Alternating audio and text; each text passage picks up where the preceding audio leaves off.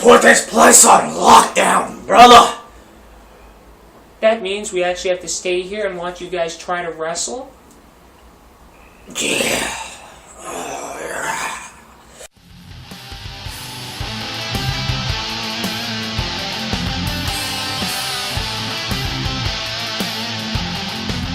Hello and welcome to another exciting episode of Under the Wrist Tape. I'm Steven. I'm Jake. And this is our TNA Impact review show. Yeah, just call it Impact Wrestling. Okay. We like to start off with a thing called Win and Fail. That's right. You start, right? I believe so. I think we've done this show enough to know the order. My win is the X Division being on television. We haven't seen this for a while. We have no build-up to the match at No Surrender, which was fantastic. Yeah, it was really good. Both of them did well. Both of them did amazing spots in the match. It's sad to see, in my opinion, it's sad to see Zion hold the title. Because I'd rather have Sanjay Dutt hold it. Yeah, Sanjay Dutt's got incredible ability, but Zema Ion has pretty good ability. But here comes my fail, his gimmick, which is just ridiculous, this rock star type thing. You know what, he worked this rock star-like gimmick on the independent circuit, and it actually worked, but it doesn't work on, like, PG television, which they're trying to do now. I know he's supposed to be heel. He's supposed to try to make you hate him, but I hate him for the wrong reasons. I hate him because he's annoying. I hate him because he sucks. In my opinion, well, not his wrestling ability, but his gimmick, I guess. Yeah. And you don't want heat from the crowd because you're annoying. That is, you know what I mean? What do they call it? X-Pac heat? Yeah. Vicky Guerrero. Yeah, Vicky Guerrero heat now. But yeah, that's just my opinion. Alright. You win? My win!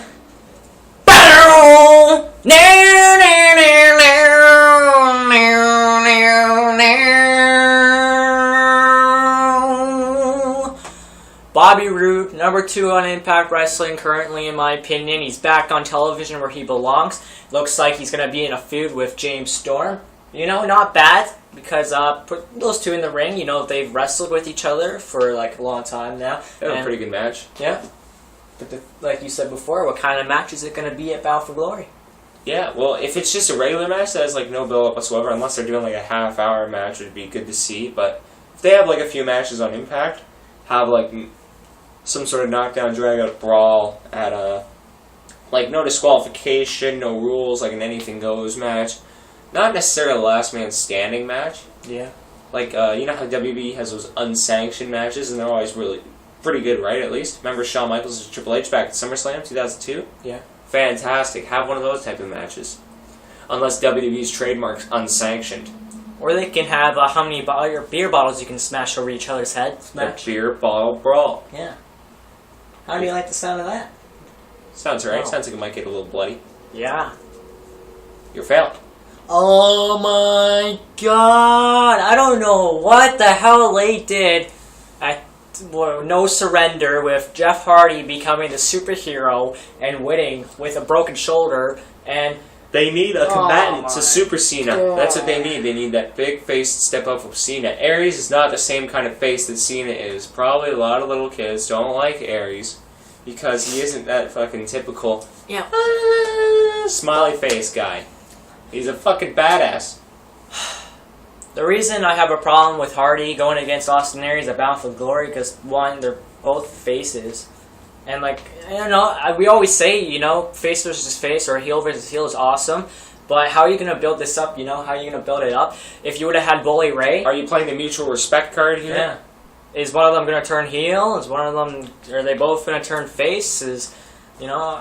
The thing is, if Bully Ray could have won, he could have had help from Aces and Eights. He could have been the top heel with being the leader as Aces and Eights. That could have built up a great storyline, because you've been, like, stretching this freaking Aces and Eights things for so long now. At least 3 months. Yeah, and if you had the leader going into Bound for Glory, getting the championship, don't you think that makes sense for your biggest pay-per-view of the year? Like, now... They might be doing that. Yeah, but now... This last episode, you know, TNA... Bully Ray and Jeff Hardy had a match with the Bound for Glory match on the line. That's when I thought Aces and Eights were going to come in. You know, TNA would have redeemed themselves. They wouldn't have a shitty match. Well, probably, you know, Hardy and Austin Aries could be good, I guess. But how are they going to build this up? They would have had so much other like so much great potential with Bully Ray and Austin Aries, especially it being your biggest pay-per-view. You had so much to work with and so much to build upon it. And now let's just, go with freaking Hardy. I guess his effect wears out over time, because I used to be a big Jeff Hardy fan, but now he's just, after Victory Road, hell, when he went to TNA for his second run, he's just been a downhill spiral since then, and he's just not really that entertaining anymore. Like, not as entertaining as he used to be. You can still put on some all-right matches in the ring, but I'd say 2002, 2001 was his best days. Yeah, they call him the charismatic enigma. I can kind of get the enigma part, because you're looking at him, okay, is he a chick or a guy with all that makeup he puts on? But the charismatic part, when's the last time you've seen him cut a decent promo? That is what charismatic means, right? His line. Creatures! What are you, Ozzy Osbourne? No. Fuck. So, you're talking about the aces and eights. The whole thing that's going on for Aries right now. Do you think this is progressing it at all, or just like keep it in the same spot? No, they're not doing anything. In the last pay-per-view, they had Austin Aries versus the Arm Breaker. They didn't do anything with that match. Nothing. They had a brawl, and then they came out, and then freaking what do we call them? This TNA Justice League came out and helped out, and it progressed the storyline not even minimally. It just stood still, and it's been standing still forever now. We see no progression. Okay, with this arm breaker dude. Okay, but what about him? What is he going to do? He's been doing nothing, and they had a match where it wasn't even a match. They had no progression in the match. And I don't know what the hell is going on. Like I said, it could have been great if Bully Ray was the leader going into Bound for Glories, and they had Ace and Eights behind them. But now, these guys are just some random freaking people that clearly, right now, I don't give a shit about. Valid point. Neither do I. But the leader could be going into Bound for Glory. If Jeff Hardy's honestly the leader behind all this shit, I'm gonna stop watching Impact. That'd be so stupid. I know. They had him for Immortal back in 2010. If they have him for this year, just fuck, I don't know. Immortal didn't work out. What do you think how this is gonna work out? It's gonna be the same thing. They should have like a new blood type thing, like kind of like Nexus but different. Yeah. Joey Ryan leading it. There you go. Alright. Yeah, speaking of Joey Ryan, we didn't see him this week. Where's the progression between him and Al Snow? Like, you can't just build up something and just say, we'll get back to it later. Because that's what they do all the time. Exactly. You can't build it up, let it die. Or maybe next week they'll say, oh, he was going to his legal offices. Well, they got like another 6 weeks until Bound for Glory, right? Fuck, that's a long time. Well, the storylines are just going to drag out. Yeah. Up next, we have AJ Styles versus Kazarian. We'll mention the AJ Styles and Angle. My opinion, the best match at No Surrender was the tag team match between Kurt Angle and AJ Styles versus Kazarian and Christopher Daniels. That's a formula for success right there. Don't get me wrong, Sanjay Dutt and Zemo Iron was awesome too, but I think the tag team match was a little bit better. And every time they get in a tag team match, it's great. Their last tag team match they had was great. And, we bring up the fact that it gets repetitive seeing the same match over and over again, but we can't deny it's great every time we see it. Exactly. But, That's what all great feuds are built off of, though, right? Yeah. If the match is great the first time, working again a second time, a third time, fourth time, fifth time, maybe. But then take a break. Yeah, exactly. So now they both... It's like Austin versus Rock. Yeah. The 3 matches, they had a match at WrestleMania every second year. 1999, 2001, 2003. They were always good. Yeah. Like, I was watching Rock against Stone Cold last night from Mania 19, I believe. Oh, yeah, it was a good match. Yeah, WrestleMania 19 might be my favorite. Yeah, a lot of people say that WrestleMania 19... 19 or 17. 17 is, definitely in the top 3 of many people. Yeah. But anyways, going back to tag team match. It wasn't a tag team match on Impact. Yeah. But the No Surrender match was awesome. Best match of the night for me. But yeah. AJ Styles versus Kazarian. Sounds like a pretty decent rivalry back in the day. Yeah. 2003, 2004, 2 of the biggest guys in the X Division. Throwing them in a feud again, it'll always be a nice match. Yeah, every time, all the time. And AJ Styles picks up the win because he had to. He promised Kurt Angle he would. Okay, so you got to give him that. He keeps his promises. Lacey's a man of the word. I am not the father! Yeah, and he wasn't lying, kids. Make sure he's your role model. Yeah. So we talked about this a bit in the intro. Hogans Lockdown idea. Wait. AJ Styles picks up the win, and now they get a rematch with the tag team title holders. When, though? I don't know. They didn't specify, because Hogan doesn't really like to specify things, especially with the tag team division, because that's probably his... Brother, I do what the fuck I want. It's his priority... His priority circle. This is himself. This is Aces and priority Eights and scale, Sting. it looks like it. This is all the way at the bottom. Probably not even on the screen, probably. I can't tell from your view, but that's the tag team division in size. I can't disagree. Yeah. Oh yeah, the X division somewhere down there too. Yeah. Oh. Bring that back up. Bring back X Division Tag Team Wrestling. Why don't you put that on for 2 hours instead of this, and we'll see what ratings it gets. Yeah. Just advertise it equally. Okay, yeah, we can move on now. Hogan's Lockdown idea. First of all, I think if I was a fan there, I'd be like, oh, you're locking me in? Like, no. Yeah, I got places to go after Yeah, this. let me the fuck out of here. I can't take this shit for that long. Then, Aces and Eights are like, oh, did you lock us out or did you lock yourselves in? Yeah. I don't know. We didn't see him for the rest of the night, right? Exactly. So obviously, how long's the lockdown on for? Is everybody living at the Impact Room? Are we going to come back next week see AJ Styles growing a full beard like Tom Hanks in Castaway? Yeah. Is that what's going to happen? They're going to keep everybody there? What about the concession stands? They'll run out. But I don't, from my knowledge, they don't sell volleyballs, so they all go insane. Oh, they can talk to each other. It's not like one person. Oh yeah, true. I guarantee you someone's going to die. Yeah, this lockdown idea, I don't know. It's good in April. The way that... The steel cage matches. At No Surrender, he had the cops come in, and he was directing the cops. It's like, Hulk Hogan, okay, you might be a big dude, like, you might be, like, celebrity, but you're not gonna fucking direct the cops. Alright? I don't care who the hell you are, you're not directing the cops. It's like a cop turns around and goes, listen, you orange motherfucker. You keep telling us what to do, and we're going to haul your ass off to jail. Yeah. Again. Yeah. It's fucking stupid. Chavo versus Daniels. Actually, they're not that bad of a match. Chavo Guerrero's great talent, so is Christopher Daniels. Christopher Daniels, the king of the indies. Not as great as Eddie Guerrero, but, you know, he's still there. He's still there. Just because he didn't get utilized by WWE doesn't mean he's not good. Yeah, I wasn't saying he's bad, just, you know, Eddie Guerrero is definitely on another level than Chavo Guerrero. Technically. Yeah. In my opinion, every caliber. Yeah. Because, I don't know, I find Chavo not that great on the mic, you know? Yeah, he's a little weak there. Eddie had a lot of charisma and such, but Chavo's a good wrestler. Yeah.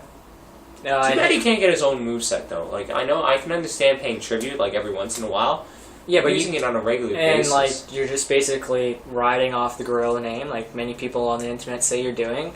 You know, uses the Three Amigos into the Frog Splash. You know, that's very familiar within the Guerrero family. And, I don't know, maybe he just likes to use it because people recognize it. Perhaps. And he gets popularity that way, I don't know. Yep. You want to say any more? Oh, yeah, so Chavo picks up the victory, which means Chavo and Hernandez gets a rematch against the tag team title, or tag team title holders. This makes no sense. Is this going to be a triple threat tag team match? Maybe, or maybe they'll throw another 2 teams in there. Maybe Cash and Gunner and the Robbies in there. Maybe they'll turn it into a tag team gauntlet for the titles. No Robbies. Actually, yeah, I wouldn't mind actually seeing that, even with the Robbies in it. Have it at Battle for Glory, maybe. Yeah. You know? Battle for Glory is the biggest tag team match of all time, a tag team gauntlet. Yeah, that's what Jakarta is, a King of Trios, which is this weekend, I might mention. Should be good. Yeah. Tara. Heel turn! You know, that, for me, that segment took too long. Just wanted her to come out, slap the bitch, and leave? When she was putting the title on around her waist, she should have hit her in the back of the head there. I think that took way too long to her to utilize the heel turn, and for me, I kind of lost interest in the segment, It took too long to progress, and by the time she turned heel, I was just like, okay, I already saw this coming. You know, it was just dragging out. Exactly. But, yeah, Tara turning heel. Tara's a good female wrestler. You know. Best one they have. Or one of the best. Yeah, her and Gail. Nikki, if she gets utilized on television. You know, if she's not going to make music. Concerts and stuff. Yeah, make music. Do nude shoots. Nothing wrong with that.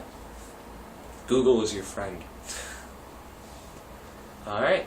Yeah, Tara's his heel. Is she going to go after the after the titles? Hopefully. Tag team knockout titles. Maybe she'd beat ODB and Eric Young in a handicap match. She hold that by herself, then she wins the fucking main Divas title. She holds that. Wow. She's the queen bee of the knockouts. Fuck you, Madison. Yeah. Like, we only see... Oh, shit. Dude. What? The Dream Team, Tara and Gail Kim as the Knockouts champions, and one of them holding the main title. Well, that's what it was with Gail Kim and Madison Rayne. Yeah, but that's fucking Madison Rayne. Madison Rayne. But, yeah. This guy. I was just saying, it's the same thing. It's just Madison Rayne. Well, they only have, like, 4 people. That they utilize, exactly. And it's Gail Kim, well, kinda. Madison Rayne, Tessmacher, and Tara. ODB just eats fried chicken. And drinks beer. And has sex. There's literally no one else. Like, exactly. Winter's gone, Velvet Sky's gone. How come there's never a balanced division? I've never seen a company have balanced divisions. I don't know. Like, okay, the heavyweight division should be like, okay, say you have 6 divas. Yeah. In your division. You should have 12 on the mid card. Divide that up and say like 6 for... No, not 12. About 16. About 10 for tag teams, 5 tag teams, and 6 X Division wrestlers. Then say your main event scene have like 10. And just alter the main events each week. That is a valid point. But, yeah, WWE recently, they've been doing that with the tag team division, kinda, you know? You know, where it's evenly out until they brought Kane and Daniel Bryan into the mix. That kind of got me pissed, but yeah, this is TNA review. Yeah, balanced divisions, you know, it's much more interesting that way. You don't come out, you know, 2 teams don't come out. It's not the same thing every week. You know there's going to be an obvious winner, you know? Exactly. I hate when that happens. Like, that's basically what they do. You know, you 2 people come out, and between the 2, you know, one has the advantage, and that other one wins. It's like, holy crap, that guy won. Exactly. You know? Alright. Is that it? I guess so. Is it that point of the time of the show? Is it that point of time? In which we do what? I guess it's that part of the show where we buys black guy, buys black guy, buys black guy, buys black guy. He's the black guy that's biased. Never forget. He doesn't use facts. He just uses his mind out there. I don't know if it's right, but it is biased. So yeah, Jake. Ask biased black guy a question. Biased black guy. What do you think of the Mexicans outpopulating the black guys in Impact Wrestling? It's fucking bullshit. Go back to mowing lawns, picking fruit, and stop hopping the fucking border. Honestly, what kind of a response were we expecting? Were we expecting an impartial response? No, he's the biased black guy. I guess that's true, but there has to be a limit. I guess. I'm Steve. I'm Jake. And you've been watching Under the Wrist Tape. Fuck Mexicans. Please support Daniel Bryan. Thank you.